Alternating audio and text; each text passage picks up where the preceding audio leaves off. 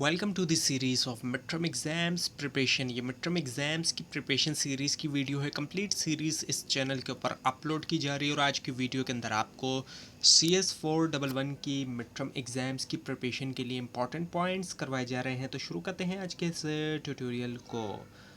Core C# fundamentals, इसके जो important points हैं उससे शुरुआत करते हैं। C# जो एक modern object oriented programming language है जिसको डेवलप किया माइक्रोसॉफ्ट ने पार्ट के तौर पे उनके जो नेट फ्रेमवर्क है, और इसमें जो है वो कंबाइन किया जाता है पावर जो है C++ की, साथ में जो सिंप्लिसिटी होती है विजुअल बेसिक की जो इसको बनाती है आइडियल जो है वो बिल्ड करने के लिए रोबस्ट और स्केलेबल एप्लीकेशन। C# जो है वो सपोर्ट करती है स्ट्रॉन्ग टाइपिंग, गार्बेज कलेक्शन और एक रिच सेट ऑफ लाइब्रेरीज जो कि सिंप्लीफाई करता है डेवलपमेंट, और ये जो है वाइडली यूज़ होती है डेस्कटॉप एप्लीकेशंस के लिए, वेब सर्विसेज और एंटरप्राइज सॉल्यूशन के। और जो लैंग्वेज जो है ये एम्फसाइज करती है सेफ्टी और प्रोडक्टिविटी और ऑफ़र करती है फीचर्स जैसे कि प्रॉपर्टीज़, इवेंट्स और डेलीगेट करती है, और डेलीगेट जो कि स्ट्रीमलाइन करते हैं कोडिंग प्रैक्टिसेस। अंडरस्टैंड करना C# के फंडामेंटल को ये जो है वो ज़रूरी होता है लेवरेज करने के लिए एडवांस कॉन्सेप्ट जैसे कि WPF और XML जो है उनको effectively. Basic C# language construct की हम बात करें जो बेसिक कंस्ट्रक्ट हैं C# के अंदर उसमें शामिल है variable, data type, operators, control flow statement. Variable store करते हैं डेटा, और C# जो है वो प्रोवाइड करती है एक वैरायटी जो है डेटा टाइप की, जैसे कि इंटीजर, स्ट्रिंग और बूलियन। कंट्रोल फ्लो स्टेटमेंट्स जैसे कि इफ़ एल्स, स्विच लूप्स, ये जो है अलाउ करते हैं डेवलपर को कि इम्प्लीमेंट किया जाए लॉजिक, और मेथड्स जो है वो इनकैप्सुलेट करते हैं रीयूजेबल कोड ब्लॉक्स, और क्लासेस सर्व करती हैं ब्लूप्रिंट के तौर पर ऑब्जेक्ट्स के लिए। अंडरस्टैंड करना इन कंस्ट्रक्ट को क्रूशल होता है राइटिंग के एफिशिएंट राइटिंग के लिए और मेंटेनेबल कोड के लिए। और ऐसा एक्सेप्शन हैंडलिंग मैकेनिज़्म जैसे कि ट्राई कैच ब्लॉक्स जो होते हैं ये इंश्योर करते हैं रोबस्ट एरर मैनेजमेंट जो कि फंडामेंटल होता है बिल्ड करने के लिए reliable applications. So object oriented programming की हम बात करते हैं C# में।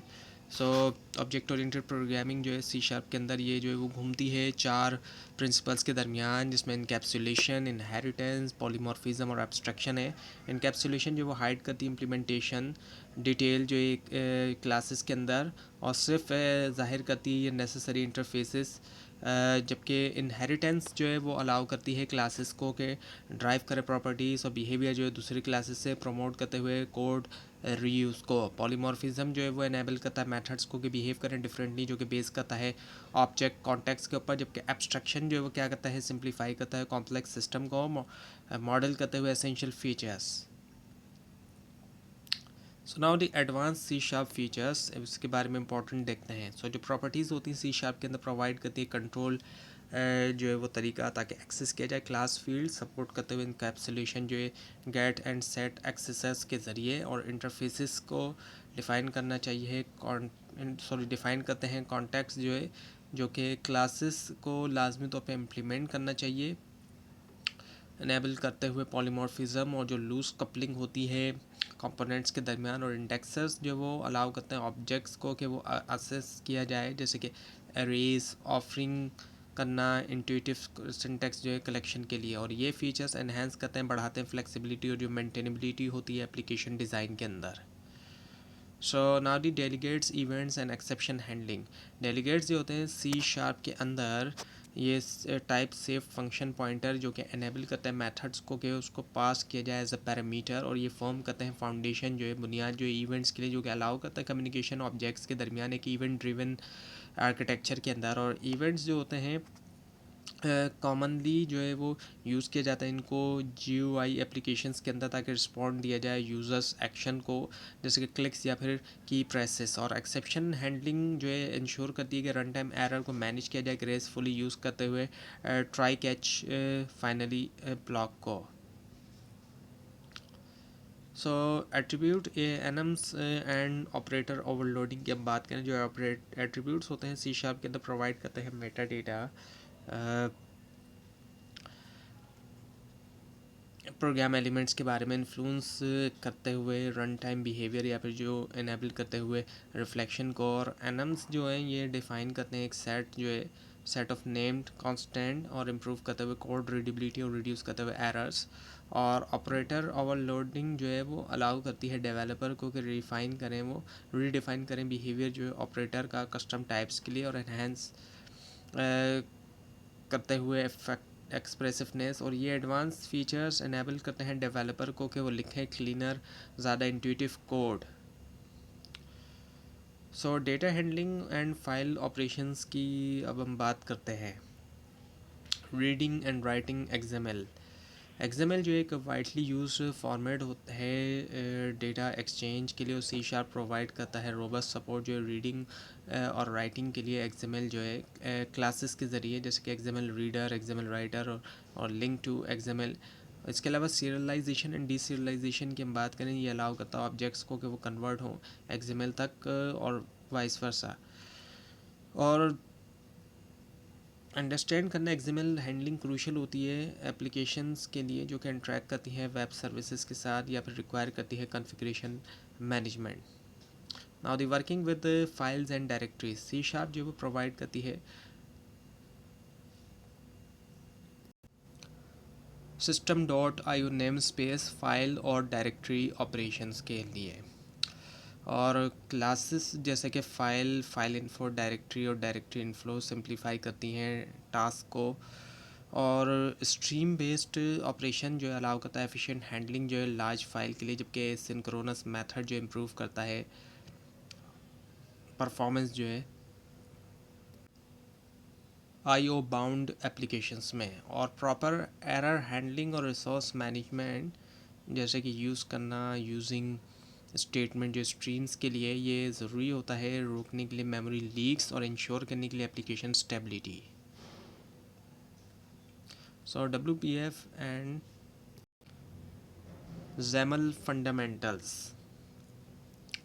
सो introduction to WPF and XAML। So WPF यानी कि विंडोज़ प्रेजेंटेशन फाउंडेशन, ये जो है एक UI फ्रेमवर्क है बिल्ड करने के लिए रिच डेस्कटॉप एप्लीकेशन जो है विंडोज़ के ऊपर। और ये यूज़ करता है XAML, एक XML बेस्ड लैंग्वेज डिफ़ाइन करने के लिए यूज़र इंटरफेसेस जो है डिक्लेरेटिवली। WPF जो है सेपरेट करता है UI डिज़ाइन जो बिज़नेस लॉजिक से, और प्रमोट करता है मेंटेनेबिलिटी और स्केलेबिलिटी। और की फ़ीचर जो है अगर हम उनको देखें तो उसमें शामिल है डेटा बाइंडिंग, स्टाइल्स, टेम्पलेट और सपोर्ट जो है मल्टीमीडिया के लिए। Now the property elements, type converters and markup extensions. Property element जो है XAML में वो अलाउ करते हैं कॉम्प्लेक्स प्रॉपर्टीज़ वैल्यू के वो सेट हों यूज़ करते हुए नेस्टेड टैग्स जो है। टाइप कन्वर्टर जो है वो इनेबल करते हैं कन्वर्जन जो है डिफरेंट डेटा टाइप्स के दरमियान, डिफरेंट डेटा टाइप्स के दरमियान जो है XML पार्सिंग जब हो रही होती है। और जबकि मार्कअप एक्सटेंशन प्रोवाइड करती है डायनेमिक वैल्यूज़ जो प्रॉपर्टीज़ के लिए, जैसे कि रिसोर्सेज, रेफरेंस या फिर जो बाइंडिंग्स हैं। और ये फीचर्स बढ़ाते हैं फ्लेक्सिबिलिटी और रिड्यूस करते हैं बॉयलर प्लेट कोड जो है UI डेफिनेशंस में। Now the XAML and procedural code. XAML जो है वो डिफ़ाइन करता है UI को डिक्लेरेटिवली, जबकि प्रोसीजरल कोड जो है सी शार्प में हैंडल करता है लॉजिक और इवेंट रिस्पॉन्सेज। और जो कोड बिहाइंड मॉडल है लिंक करता है XAML एलिमेंट को सी शार्प क्लासेस से, एनेबल करता है डायनेमिक बिहेवियर। और ये जो सेपरेशन है कंसर्न्स की इम्प्रूव करती है मेंटेनेबिलिटी, और अलाउ करती है डिज़ाइनर्स को और डेवलपर्स को कि वर्क करें इंडिपेंडेंटली। और अंडरस्टैंड करना कि कैसे इंटीग्रेट किया जाए XAML जो है प्रोसीजरल कोड के साथ क्रूशल होता है इम्प्लीमेंट करने के लिए इंटरेक्टिव और data driven applications. So now the advance WPF concepts. Logic and visual trees की हम बात करते हैं।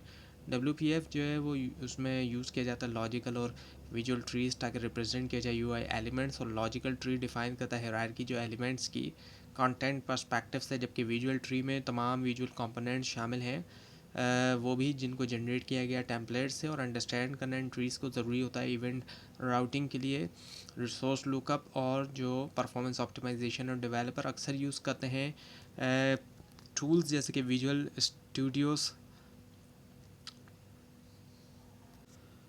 Now the dependency properties and attached properties. Dependency properties जो है वो एक्सटेंड करती है स्टैंडर्ड प्रॉपर्टीज़ सपोर्ट करते हुए फीचर्स जैसे कि डेटा बाइंडिंग, स्टाइलिंग और एनिमेशन।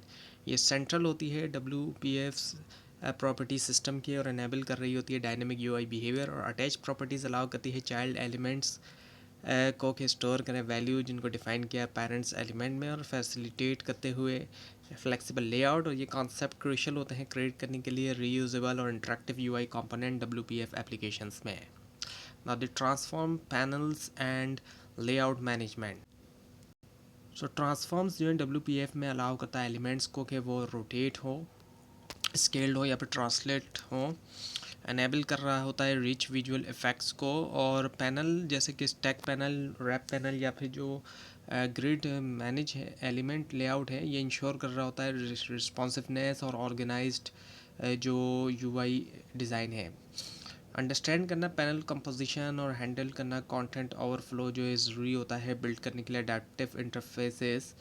और डेवलपर जो है वो कर सकते हैं कंबाइन पैनल्स को और अप्लाई करते हैं ट्रांस और अप्लाई कर तो डेवलपर पैनल्स को कंबाइन करके और उन पर ट्रांसफॉर्म्स अप्लाई करके विजुअली अपीलिंग और फंक्शनल लेआउट जो है वो बना सकते हैं।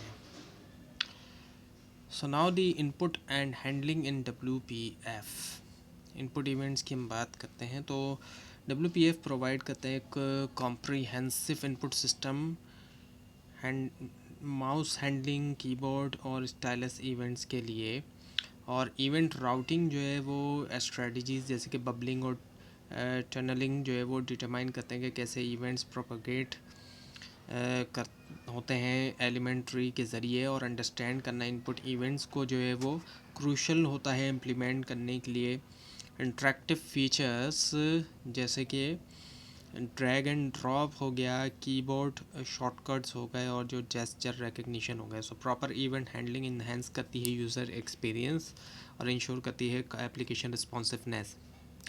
तो ये था आज का लेसन। आपको इस बारे में कोई क्वेश्चन हो, खासतौर पर इसमें कोई मिस्टेक दिखाई दे ज़रूर हाईलाइट कीजिए। और इस पूरी सीरीज़ को देखने के लिए और एग्जाम्स की प्रिपरेशन के लिए इस चैनल को सब्सक्राइब कीजिए, बेल आइकन के ऊपर क्लिक कीजिए। Thanks for watching this video and best of luck.